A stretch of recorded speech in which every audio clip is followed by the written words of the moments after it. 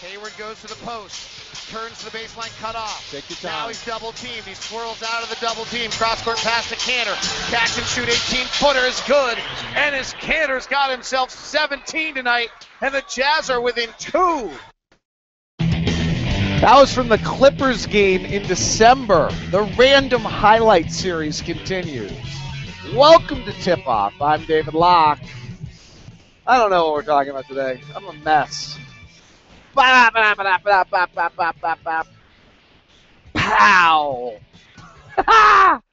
I apologize. I am doing today's show for the sake of consistency and because I hate people that use excuses to get out of things. I've got a good excuse today. I could get out of this. We are going, for those who wanted to do it live, earlier than I said, and the reason, unfortunately, is I need to take my buddy to the vet for the last... I can't talk about it. So, for those who followed yesterday's show, you know what's going on. For those who follow me on Facebook at David Locke, you'll get it. But I wanted to just get the show out, get it done. I look like hell. Not that any of you probably care. So I'll do the best I can. This is going to be a short one. Bang it out. Have it for you. Have a great weekend. And I'll move on with the duties for the day at this point. So anyway, let's see. Yesterday, I did not go to Open Gym. Instead, did the business aspect of broadcasting. Actually had a fabulous meeting with Scott Gerard and Jeremy Castro. Excited kind of about our affiliate program for all of those of you that are outside of Salt Lake City in the state. We're going to try to really help out our affiliates a lot more this year and do a lot of stuff for that. So a lot of discussion points there. And so I really... for those of you, if you're in Delta or if you're in St. George, or I'm going to try to get in touch with all these guys and try to see if we can just really do something to up your coverage in your areas and respect those fans as much as anyone else. For those of you that are worldwide, the league's doing it for you with NBA.com, and hopefully this helps you out as well. And then also met with our sales guys for a bunch of stuff. So anyway, more of a business day for me yesterday in the realm of broadcasting rather than seeing the guys. Gordon is in town. Dante, I believe, is in town as of today.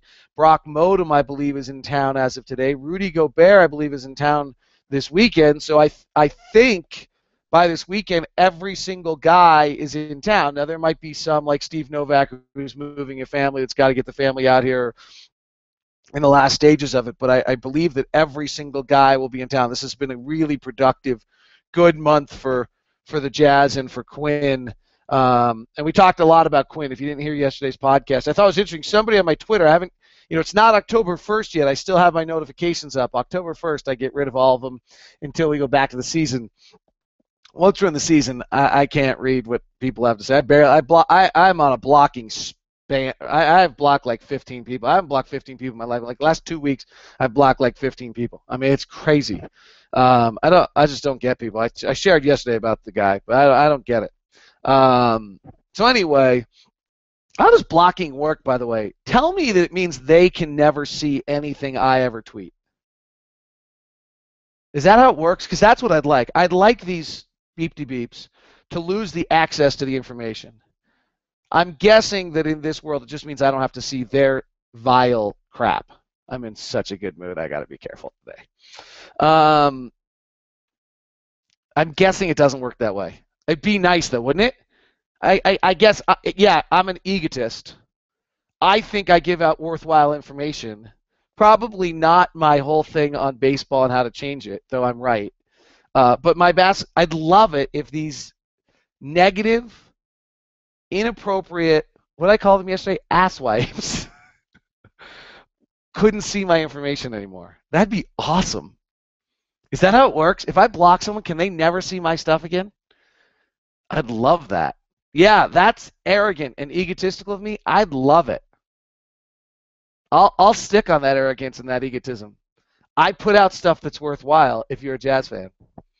Hey, if you're trying to solve world peace or get Scotland to get along with the UK, I'm not doing anything for you. I wanted to show you guys something. What do I have in? Oh, wait, NBA rank. I predicted how NBA rank would go. So I said I thought it would go Evans, Hood, Novak, Axum Gobert, which was kind of a gamble, but I don't know when they voted. Also, it really depends if they just voted after Summer League, but if they voted after, I don't have any idea. So that one I feel like I should get a pass on. And I actually wondered if Gobert would be ahead of Booker a little bit, but probably not. Cantor, Burks, Favors, Hayward. The bottom part was the hard part. I missed the first one right out of the chute. Rodney Hood came in, and then, but I got the next two relatively right. Not really. Jeremy Evans came in last night at 328, and Novak came in at 323. I would point out that most of the guys that they're surrounded by at this point are barely NBA players. I mean, 330 is not a really pleasant ranking. 330 means you're the 11th guy on the bench. So Ian Clark, Carrick Felix, Torrey Murray, Jack Cooley, Evans, Hood, and Novak, 8 of our guys have all been ranked such that they would be below, well, 300 is 10-man rotation for every team. All of them are below that. It's not the most, we'll see. I would also suspect we don't see, I'm wrong on Axum's going to be ahead of Gobert. Maybe. I'm going to suspect we don't see another guy till about 250. I'm going to guess that Hayward and Favors are our only guys in 100. Burks, Cantor, Booker, Gobert, and Axum are all between 100 and 225 or so would be my guess. Though actually that's not right. Yeah, no, because 150 is starters. And I think we only have 2 guys who've proven at this point that they are NBA starters on a good team. Favors and Hayward, I think, could start on a good team. But I guess that's just starting. But Trey might get inside 150, and maybe Alec should get inside 150 too, just knowing how many poor starters there are. So, and then Cantor's probably 170 at this point. Booker 200, Gobert 220, Axum 240 would be my guess. I would guess we don't see guys for a little while. Not sure if I'm right on that in any way, shape, or form. ESPN's doing another thing called Ultimate Standings, which is how they rank the franchises. Well, for our let me mute Richard. Thank you. We don't come out well for our title track. Fair enough. We don't come out very well for our coaching. Well, I guess we can't judge Quinn yet. And we don't come out for our players as of this point. Fair enough. To my point. We do rank very well for fan relations, ownership, affordability, and stadium experience. It's cool. You know what? While you're in a rebuild, those are the things you can control. Tip of the hat to the organization, the Jazz fans, for creating kind of the stadium experience. The fact that it's one of the most affordable, for ownership being the Miller family's obviously one of the great pillars of ownership in sports, and for fan relations. So, not a lot to be learned there. We're slipping because of our players and our rebuild. On their ranking system, there's not a lot to be said. The things we control during a rebuild seem to be good, and the fans seem to still be engaged, so that's awesome. Yesterday I talked about Quinn. This is where I was going a minute ago, but you just have to deal with my brain where I start somewhere and then end up somewhere else. So the other day I was talking about Quinn, and somebody tweeted out he sounds a lot like Urban Meyer. I hope he has the lasting power. I think that's actually probably a good parallel. Their brains are flying. They're incredibly creative. They're on, just the way watching Quinn work with people, watching Quinn walk through. He understands what he's doing. His teaching is very step by step by step. There's concepts. I don't know if I shared this, but there was an interesting play the other day in the open gym, and someone made a great play, and then I heard Quinn say to somebody, I love guys on the rim, but it's got to come in the concept. And I thought that was a really telling point because I love guys on the rim. In other words, the guy went to but he broke the entire offense and play to do it. And it was but if something, if you break the play and then you don't get to the rim, the play's busted. Whereas if you play inside the structure and system of what they're doing and make the right reads, then everybody knows how to read off of you. It gets to a little bit, if your players don't know what you're going to do, they don't know how to react to it when you're in such a read system. So, that's kind of the essence of Quinn. And this guy tweeted me and said, well, that's like Urban. And it might be. I was not here for Urban. I've heard all the stories and everything. And hopefully he has longer lasting power. And I think, Quinn Quinn's just always going. So, yeah, I think Quinn has said this as well, that the biggest thing for him this year is going to be whether he can slow down, whether he can accept how long it takes for some of the guys to be able to get where they need to get to. All right, I wanted to screen share something with you. Let me see if I can find it. That's interesting. It didn't come up right away. Now let me see if I can screen share it with you if I bring it up a little bit better than that. There we go. Oh, here we go. Let's see if you can see this. This is, somebody needs to, yep, you got it. Okay, so this is pretty interesting. This is from Larry Kahn a few years ago on NBA rank and its relation to winning. And so if you look at this right here, this is the team. He's got everybody on NBA rank, and then he has a system. Here's their NBA rank. So Al Horford was 30th, and he has some equation which tells you that means he's a 7.55. LeBron, if you go down and find him, is a 9.99. Darren Williams 2 years ago was the 10th best player in the NBA. How about that, huh? For 2012, Darren was ranked the 10th best player, so he came in as a 8.69, and then Chris Joseph, who's out of the league, was 467 and is 199. I think what would be interesting, by the way, to go find like everybody under 350. How many of them are in the league 3 years later? Here's Mike Scott at 481. He's found himself away in the league. Here's John Jenkins at 399. I think he's out. So anyway, that's how he did this. So then you take over here and you look at Atlanta, and Atlanta's top one players, Al Horford, are ranked 30th, and so they get a 7.56 on their top player. If you go to Miami, they have LeBron at this point, who was at 9.99 in Utah. This was 2012, so our best player is probably Al or Paul, and they were a 6.87. And so he shows here that the correlation between your number one player and your win total is 66%. So it's not very high. Your top two players, your win correlation becomes 75.9%. Huge jump. So you add that second star or that second player, and there, Scott. Mute, please. Nuno, please mute. Richard, keep yourself on mute. Thank you. So if you look at the second tier, you suddenly add that second star, your win correlation goes from 66.6 to 76. So a little bit of what this as kind of is, everyone says you got to have 3 stars. You might only have to have 2. However, if you do add the third star, the third player takes your correlation up to 79.7, your top 3 players. So this is, it's interesting is Boston had some high-level players that year and only won 41 games, so they really hurt the correlation. If you look across it, Miami had the 9.9, 9.3, and 8.9, 3 best players, 66 wins. And Utah at that level had, I believe this is the Jefferson, Millsap, Mo Williams, Randy Foye team along the way. Then your fourth player, quality of your fourth player seems to have a decrease in your correlation of winning. And then when you get to your top 5, you're now at 81%. Your top 6, 83%. Your top 7, 83%. And your top 8, 83% correlation to winning. So to some extent, your top 6 seems to be, there seems to be a few magic numbers in here.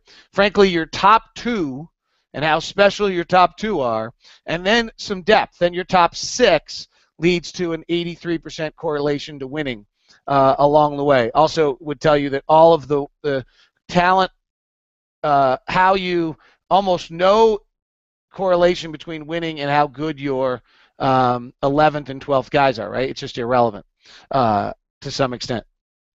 So anyway, here's the graph, and you can see the correlation spikes up in this middle range. So it's a little bit of your depth and how good you are. And if you and it does say if you drop off the map, if suddenly if your 7th, 8th, and 9th guys aren't any good on your roster, there's an 83%, 82% correlation between their talent and your ability to win. So it shows that that's pretty darn important. But I don't know. I thought this was really well done by Larry. I've emailed him and asked him if he did 2013. I haven't heard back yet, but I was hoping he would to see if that correlation has pertained and whether there's something in the game that shows that we've reached a level where there's a need for more depth. All right. Final things on that.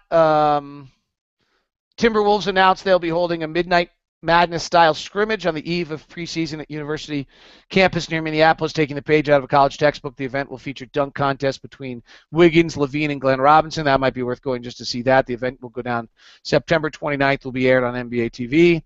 And the interesting story in pro basketball talk that these sleeve jerseys aren't selling. So looks as though maybe that whole concept is going to go by the wayside. I had a bunch of questions. I don't have a lot of time. Let me see if I can jump back to those really quickly. I do want to respect those and answer them, but I also need to get going. What is the pickup game open gym format? They're playing with a shot clock. Sometimes it's shorter than a regular. It's usually timed. Do you see the hiring of Mehmet Okur as a front office still sees Kanter as a significant part of the team's future, or am I reading too much into it? The franchise sees Enes Kanter as an important piece of the future, but it's up to Enes Kanter. I think Memo got hired because they love Memo, and he has, keeping players in the fold is an important aspect, and Memo is so important. He's living in San Diego. He's around. He's great. He's fabulous. The fans. Boozer's not coming back. Darren's not coming back. So from that era, he's the guy. The way Thurl is from that era, Ron from the era prior, and so it's probably a pretty important. Mark Eaton is around as well, so pretty good. What did I mean the other day when I said Trey was good? He made a lot of shots, frankly. What do I think is a fair expectation for Dante Exum? The answer to that is I have very low expectations on. I think 15 minutes a night, just getting his feet wet, figuring out how the game works, and how he what an NBA season is. This is a young, inexperienced kid who's got great talent, but it's gonna Trey's ahead there. There's no need to force it on him. Let's let him just get his bearings. On nights where he's going well, let him run it out. And on nights where it's a disaster, let's not humiliate him. You mentioned in yesterday's tip-off the one-on-one style of coaching by Quinn. Is Quinn's coaching one-on-one teaching more than other head coaches have done? Is that something you might do less in the future as he gains more experience? No, that's who Quinn is. I don't know if it's more or less because I haven't had access to 30 coaches and watched them. It's more than Ty and more than Jerry from what I saw, but I also didn't see Jerry when he had a young team, so that's probably not a fair correlation. Bunch of questions about Carl and the bit, and Carl talking to Kevin Durant and why he's not working with us. He worked with us last year and didn't really stay with it. It didn't really continue throughout the whole year. So I don't think Carl's working with Durant. He's just communicating with him. I think a bunch of people have taken that a step further than it actually was. Kevin Durant just was mentioning it. All right, whoever is killing Richard, you're killing me on the show today. Killing me. And I'm in a sour mood. Maybe it's not you, Richard. I take it back. Fritz, you're killing me. And I'm in a sour mood. It's not your fault. I'm going to take it out on you. That makes me awfully nice. Do I have any other questions and answers coming in that I need to take care of? That I get to take care of. God, my attitude sucks today. Sorry. Chad making me feel good with thanks for your time. Thank you very much, Chad. Mike Duncan, if the NBA used European-style regulation format, the Jazz would compete this year in a second-tier league for a spot in the top tier. Would this be good or bad for the Jazz? It's interesting, right? It's probably what college football should do. I do think it's interesting idea. We would be in a second tier. We'd play teams in second tier. We'd win more. We'd feel better about ourselves. It'd be just like what we do for our little children. But I'd like to see Kobe come into town, and well, they'd be in our league too. But I'd like to see Cleveland and LeBron come into town and everything like that. So I don't know how exactly it works. It's interesting though. What does losing become a habit forming instead of development? Big year for Jazz Core 4. I think so. I mean, I think that's a huge issue. if the guys accept it, there's Oklahoma City has two fabulous players, but there's a story from both Durant and Westbrook that both told me about where they suddenly just decided, we're tired of losing. So they decided they didn't want to lose anymore. I don't know if our guys have the power to be able to decide they're tired of losing. With the David Locke ranking stat, who was the top 5 guys on the Jazz last season, and do you think this is going to change this season? My offensive ranking, actually, I think Richard Jefferson and Ennis were up on the top. Who are top 5 players last year? I don't know. Gordon, Derek, nobody was particularly good, right? Trey, Richard, Marvin, Ennis were 6, somewhere in that realm of our guys. I don't think I'm forgetting anyone. All right, I need to jump. I appreciate it. I was going to try to stay with it. There's too many questions. Thank you for all. Sorry, I'm in a crappy mood. It's a bad day. Happens. It's good. We got 16 years out of the little dog. It's awesome. It's actually not little. Yellow Lab, 16 years. We win. First date I ever had with my wife was her sitting on the floor in her house while not nursing, but taking care of her brand new little puppy she just got. So, got a great run, 2 cities, 2 kids, marriage, all that stuff. Sad to see her go, but I gotta go take care of that. So, thank you all for being a part of this, being a part of my life. We're getting close. There's nothing going on, and we're getting close. It's closer by the day. See ya.